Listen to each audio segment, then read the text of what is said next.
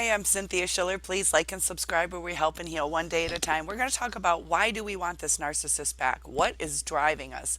Are we crazy? Um, we have this sincere desire, a strong, overpowering desire to be with this person who has abused us over and over again. Looking from the outside in, we see whether they cheated or all their lies or how they tricked us or how we can't communicate the right way. But we hurt and we love. And part of it, if you think about it, even with the marriage vows, we're kind of taught through sickness and health, no matter what, we're going to stick it out. So we're kind of ingrained that once you have something good, that you stick it out no matter what. And that those vows were made like, let's work through things. Just like I always said, if I would die for you. I would die for you. But I'm not going to just shoot myself for no reason. And they're kind of a trauma bond that goes on. And we see that as the connection. It's intermittent reinforcement, which causes a trauma bond. Sometimes they're nice to us. Sometimes it feels like they hate us or don't even know us. To where, with the silent treatments, it's like you acknowledge everybody else, but you can't even communicate with me. You won't even look at me sometimes. And so part of us is wanting to relieve our pain. And we do, I believe, truly love the person. But it's so messed up that we're taught through thick or thin to stick things out. It's kind of ingrained in us. Also, we had true love feelings during the love bombing. It felt like love. It has to be love, right? All the promises, all the time that they spent with us, the connections that we felt. Often it's great sex. Sometimes it's like you got to think about it though. Is it? Sometimes it is. It's fantastic sex, but was it like an emotional connection? Sometimes it just feels like it. Were they taking to get, or were they, truly involved in the situation, mentally getting closer to you, not just physically? And with the intermittent reinforcement, uh, we crave stability. And our stability in the beginning is what we're craving. But we seem to overlook all the negative things that they did because we love them. Just like with my daughter, I overlooked a lot, just teenage stuff, to where, I don't know, maybe if a man did certain things, I wouldn't be as tolerant. I worked through things, tried to nurture her, tried to teach her things. And she was a really good kid.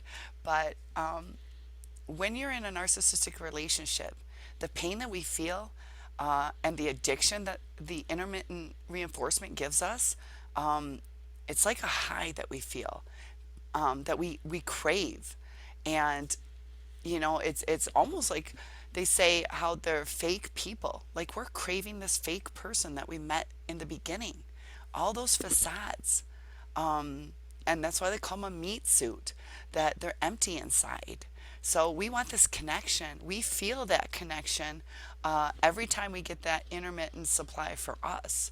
Like that hug or that hoover or them doing a small little love bomb this time or acknowledging us this time. Like we crave it so bad. We are so starved for just the teeniest, tiniest little thing because they bring us down to our own skeleton.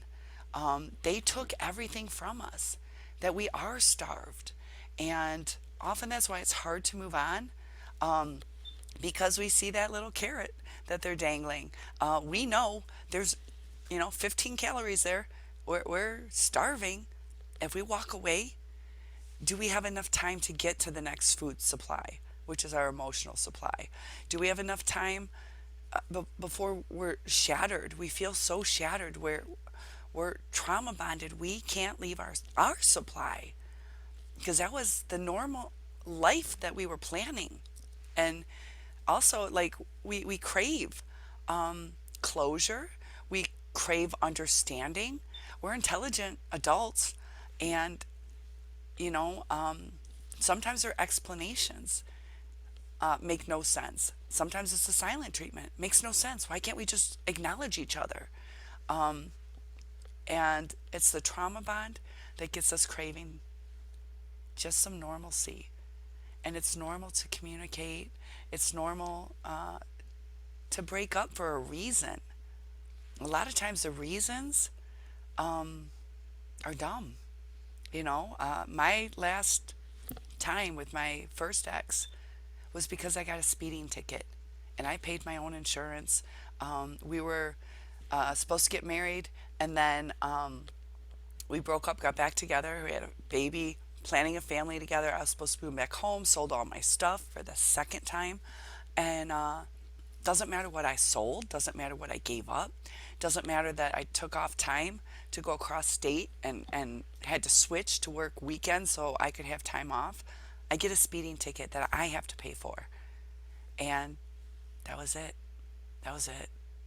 Our family wasn't worth fighting over a speeding ticket that I would pay for.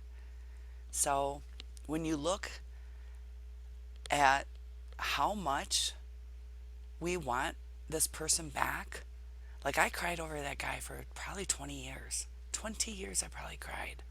20 years. And we broke up over a speeding ticket. And it wasn't even just us, it was our family.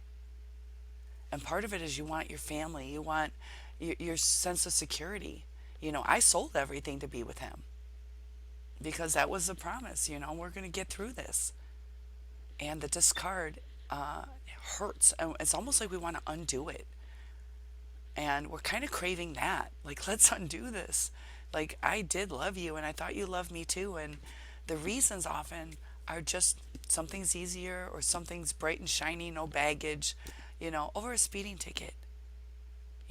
And I don't know, we just are craving the connection.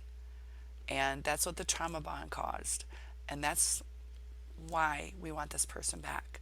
But take the time to look at how healthy it was, how committed they really were. I sold everything. I think I was pretty committed to it. I get a speeding ticket and I'm booted. So be careful what you crave. Be careful what you wish for. And I can relate. I can totally relate to what you guys are going through. But look at the brighter side, where you're not walking on eggshells, where you have the opportunity to have a healthy relationship, where life can get better. Instead of craving something that isn't there, seek what is to come. And I'm giving you guys a great big hug. Please like and subscribe. It does get better in time. And I'll tell you what, even though I cried for 20 years, it does get better. It just sucks that the next one I was with did the same thing. Have a good day. Watch out for those narcissists.